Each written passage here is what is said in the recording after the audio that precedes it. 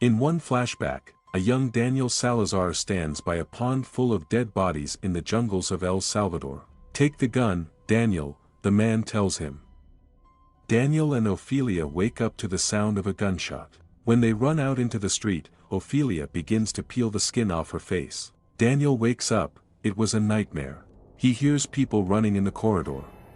Everyone runs to Thomas's room, where C. Trend shot Thomas in the head. Celia yells at C. Trend for killing Thomas instead of letting him turn. Travis asks Alicia to help him find Chris. She refuses, explaining that Chris kept a knife next to her bed. Celia forbids Steve to keep Thomas and attacks him when he declares that Thomas was not her son. Celia orders Steve and his group to leave before the next day.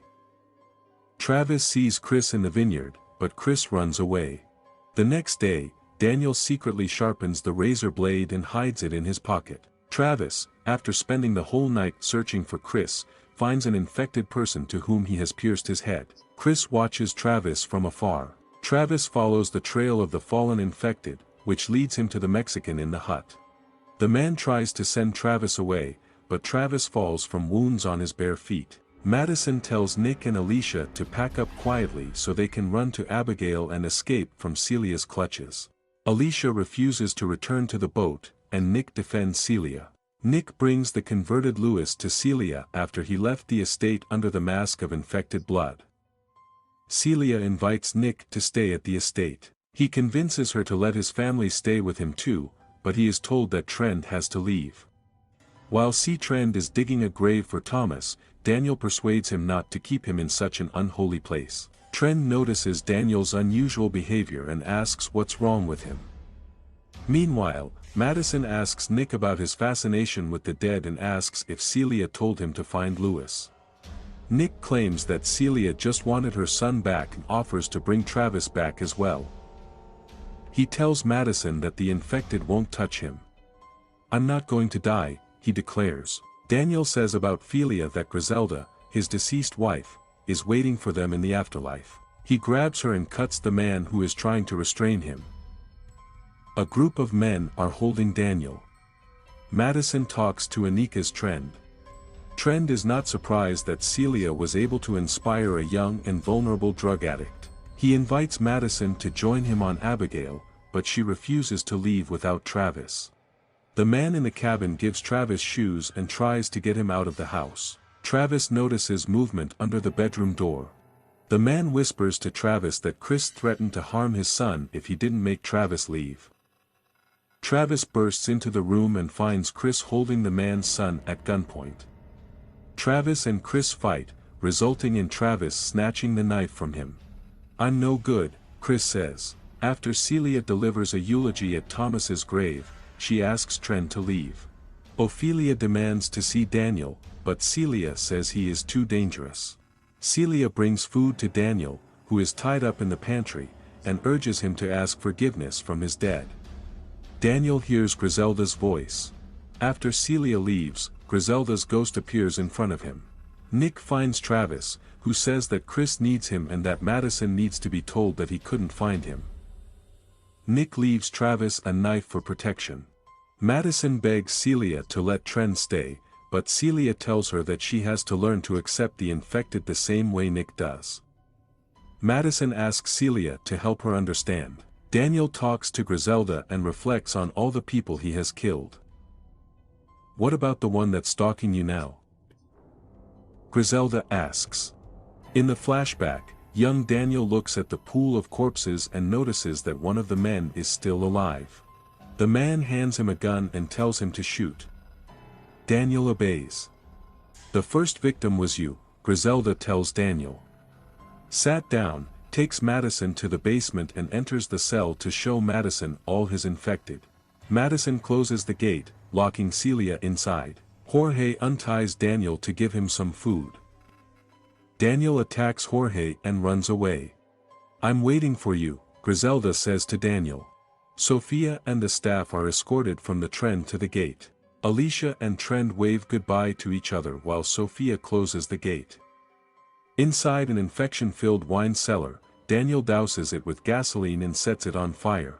Instead of seeing the infected, he hallucinates all the people he has killed when Griselda appears from the crowd and smiles. Flames lick Daniel's feet. After the fire suddenly engulfs the estate, Trend sneaks back and steals a pickup truck. Nick sees that the estate is on fire. Madison runs into the pantry, sees Jorge unconscious on the floor and leaves him in search of Daniel. Outside, Alicia restrains Ophelia, who is crying for Daniel. "He's gone," says Alicia. Trend drives up in a truck and encourages them to get inside. Nick approaches Madison and says he couldn't find Travis. He asks suspiciously where Celia is. "She was right about us," he says. "We're destroying everything." Trend pushes Madison into the truck when Nick turns his back on her. They watch as Nick, splattered with blood, leaves untouched among the infected. When Trend and the women flee the camp, Nick goes along with the zombies, ignoring his mother in the truck. Nick wakes up in an emergency house in Bach. He finds Sophia. She goes south to find Juan's father, but advises Nick to go north if he wants to join the same as her. She warns him to beware of strangers on the road, Manis, who take advantage of the new lawlessness. Sophia then gives him a backpack with food and a jug of water and directs him to the highway. Nick makes his way through the Baji Hills and gets to the highway. The pointer shows that Tijuana is 100 kilometers away. He searches the abandoned car for supplies, but finds nothing. In flashbacks, he plays with his girlfriend Gloria in the War of the Fingers in a rehabilitation center. She convinces him to rehearse the upcoming meeting with his parents in order to avoid a long stay in a rehabilitation center. She plays the role of his father and asks him to share his feelings after a 3-week stay in a rehabilitation center. Nick blames his father for not being in his life. Returning to the present, Nick finds an abandoned empty house and sets up camp for the night. While he is sleeping, a woman sneaks up to him and attacks him knocked down, shouting in Spanish. A frightened little girl is standing behind her. Nick tries to get his backpack and water, but she chases him away. He wanders along the road without food and water. He notices a water bottle in the car. He dodges the infected in the driver's seat and snatches the water. It also picks up the radio from the dashboard. When he sees a jeep approaching, he hides behind the car. 3 criminals get out of the jeep and kill an elderly man asking for water.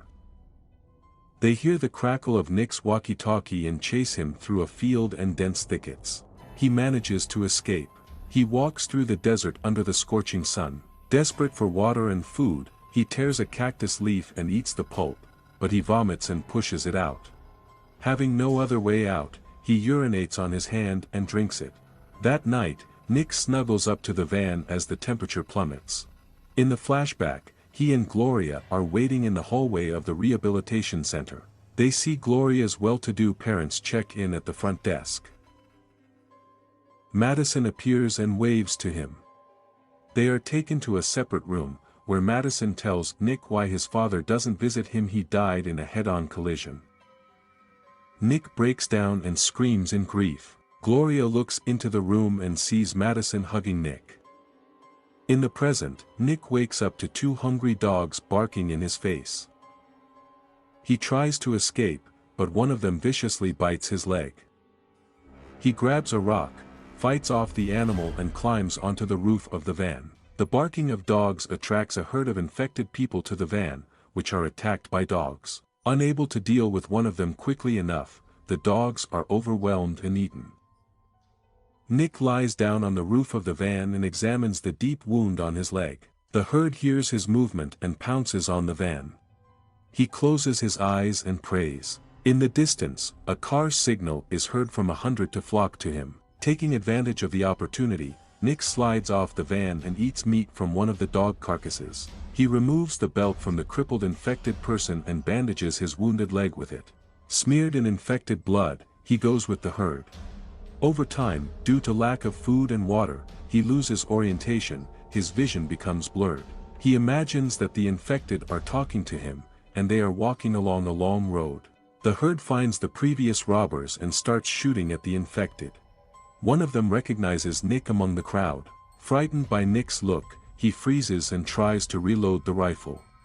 The herd devours the robber and one of his accomplices, and the lone survivor escapes. Luciano and two men are watching through binoculars for Nick, who is walking along the road with the herd, barely able to stand on his feet. Eventually Nick falls to the ground, dehydrated and exhausted.